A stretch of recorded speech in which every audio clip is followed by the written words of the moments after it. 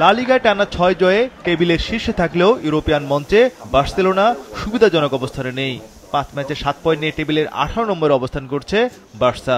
সমান ম্যাচে ৪ পয়েন্ট নিয়ে ২৮তম অবস্থানে জার্মান দল ফ্রাঙ্কফুর্ট।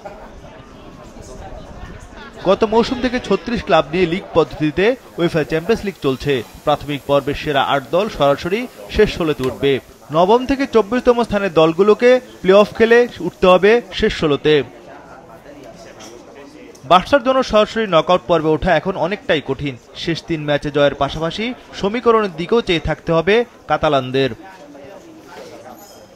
ন্যু ক্যাম্প সংস্কারের পর এই মাঠে লা লিগার ম্যাচ করালেও চ্যাম্পিয়ন্স লিগ হয়নি।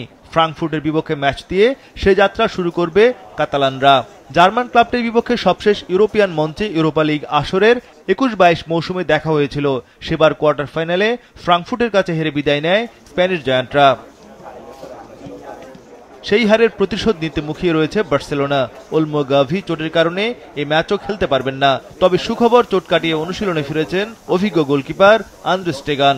চোটের কারণে সার্জারির পর গত মৌসুমের অধিকাংশ সময় দলের বাইরে ছিলেন এই জার্মান তারকা। এ মৌসুমেও কাতালান জার্সিতে নামা হয়নি স্টেগানের। এদিকে গত মৌসুমে ট্রেবল জয়ের সম্ভাবনা রেখেও কোনো শিরোপায় জিততে পারেনি ইন্টার মিলান। চ্যাম্পিয়ন্স লিগও হেরে যায় ফাইনালে। এবার লিগে ২ অবস্থান করছে নেরাজ্জুরিরা। চ্যাম্পিয়ন্স লিগও রয়েছে দারুণ অবস্থানে। ৫ ম্যাচ খেলে ৪টিতে জয় তুলে নিয়েছে ইতালিয়ান জায়ান্টরা। পয়েন্ট টেবিলে ইন্টার মিলানের অবস্থান ৪-এ। তাই সেরা ৮ থেকে সরাসরি নকআউট পর্বে ওঠার সুযোগ রয়েছে তাদের। আসরের প্রথম ৪ ম্যাচে বড় কোনো প্রতিপক্ষই ছিল না ইন্টার মিলানের। গত ম্যাচে অ্যাটলেটিকোর কাছে পেরে ওঠেনি ইতালিয়ানরা। এবারে ম্যাচটি ঘরের মাঠ সান সিরোতে হলেও লিভারপুলের বিপক্ষে বেশ সতর্ক কোচ ক্রিস্টিয়ান কিভুর দল। সবশেষ লিভারপুলের সঙ্গে ২০২১-২২ মৌসুমের চ্যাম্পিয়ন্স লিগের কোয়ার্টার ফাইনালে দেখা হয়েছিল। সেবার রেডদের কাছে পরাস্ত হতে হয় ইতালিয়ানদের। এদিকে লিভারপুল কোচ আর্নে স্লটের সঙ্গে স্ট্রাইকার মোহামেদ সালাহর সম্পর্কের অবনতি হয়েছে, যে কারণে গুরুত্বপূর্ণ এই ম্যাচে সালাহকে বাদ দিয়ে ১৯ জনের স্কোয়াড ঘোষণা করেছেন অলরেড কোচ। এই মৌসুমে শুরুটা ছিল স্বপ্নের মতো রেডদের। প্রিমিয়ার লিগে টানা ৫ জয়, এরপরই ছন্দপতন। টানা হারে ক্লান্ত লিভারপুল লিগে রয়েছে ১০ নম্বরে। চ্যাম্পিয়ন্স লিগে ৫ ম্যাচে ৩ জয় রয়েছে টেবিলের ১৩ নম্বরে।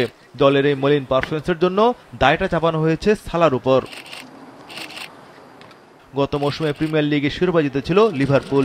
চ্যাম্পিয়ন্স লিগের শেষ ১৬তে বিদায় নিল লিগ পর্বে টেবিলের শীর্ষেই ছিল রেডরা। সালাহ মিলানের জন্য দলের অনুশীলনে থাকলেও ম্যাচে নেই। এর প্রভাব দলের উপর কতটা পড়বে এবং মিলানের মাঠে রেডরা মানসিকভাবে উজ্জীবিত থাকবে কিনা তাই দেখার অপেক্ষা।